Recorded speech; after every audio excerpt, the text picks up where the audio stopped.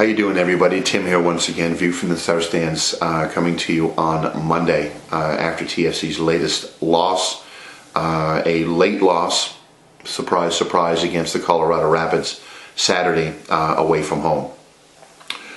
You know, going into this game, I was thinking that it was a big test for Ryan Nelsen. He had to try to find a way to get his team motivated after a beatdown that they took against local rivals Montreal on Wednesday past that saw him crash out of the Voyageurs Cup.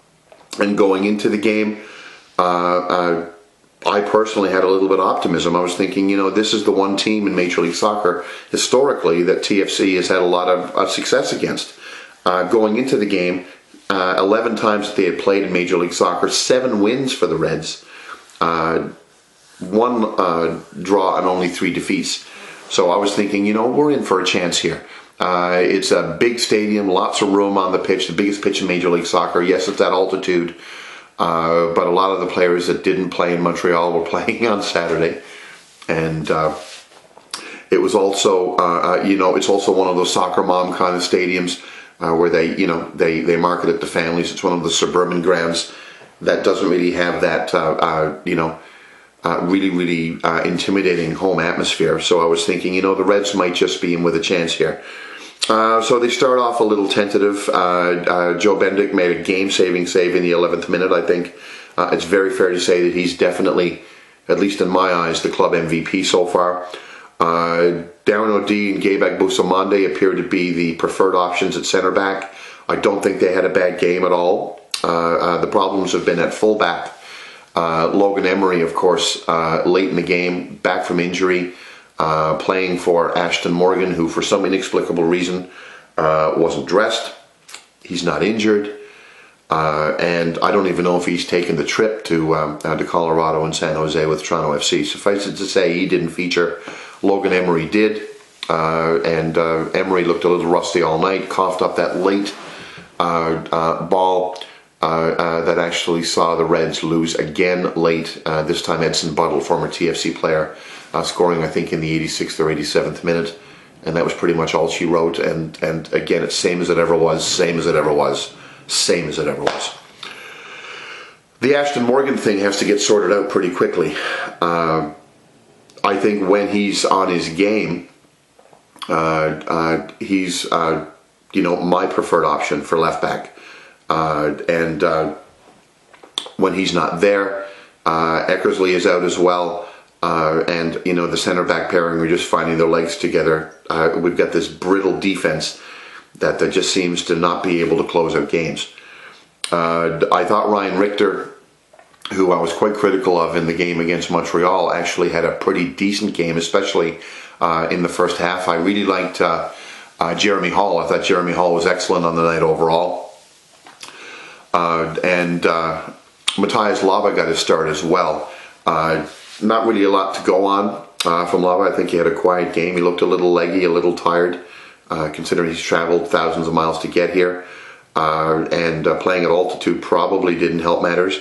He pulled up late with cramp. He had a couple of good looks on the ball in the second half. It's going to take him time to bed in and become the player that we all hope he can be. But again, it was good to see a new guy starting for the Reds in midfield.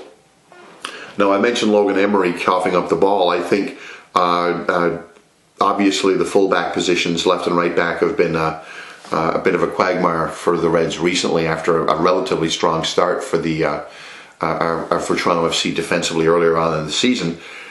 But to me, the big issue on Saturday night wasn't necessarily Emery and the coughing up. It was Robert Earnshaw, ladies and gentlemen. I think it's fair to say that Earnshaw is on a slump right now.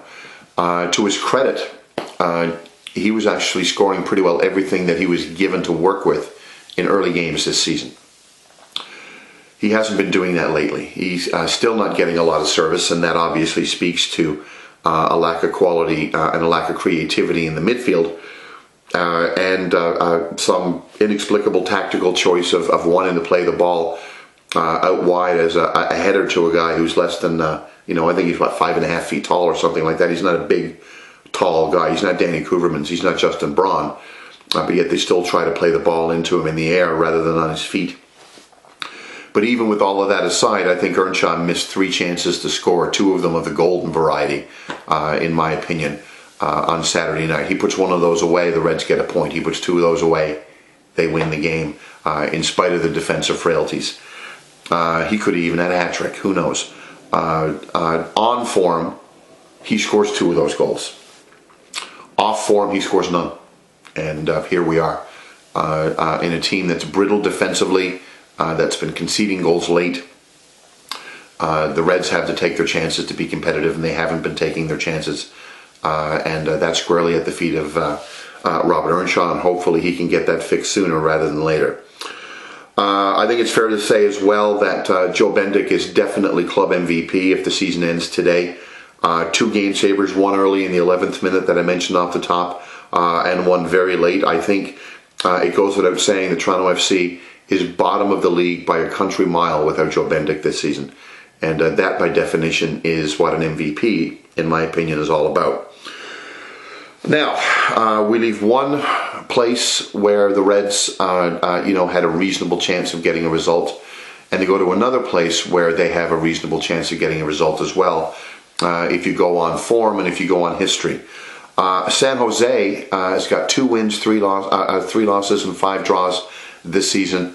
Chris Wondolowski, their striker extraordinaire, is having some trouble scoring. They're averaging a little less than a goal a game, 10 in 11. They've got a -3 goal differential, and their goal differential at Buckshot Stadium is actually even. It's 50-50. And the Reds actually are undefeated in 3 trips to Buckshot. A 1-1 draw, I believe, and 2 3-1 victories over the last 3 years. San Jose demolished TFC last year on that 0-9 streak, I think 3-0.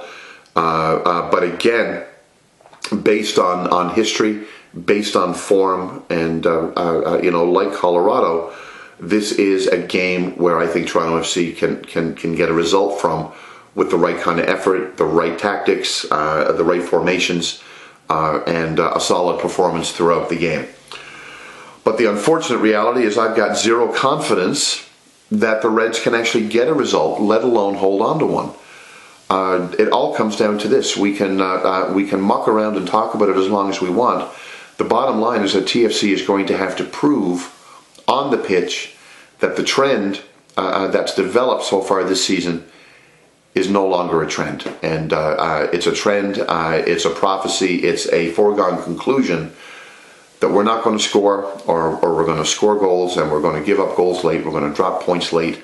Until that is proven wrong, it is what this team is. And I really hope that they start trying to change that meme, so to speak, this coming Wednesday evening against San Jose. And I really hope that they leave it all on the pitch as well, because there's no game next weekend. They play at home against the Columbus Crew on the 18th. So thank you very much for watching. Let's hope the TFC can turn it around in San Jose on Wednesday. Have yourselves a wonderful week, and I'll have another video blog up on Thursday after TFC's game in San Jose on Wednesday, where we hope some of the trends that we've seen so far start to change. Thanks for watching.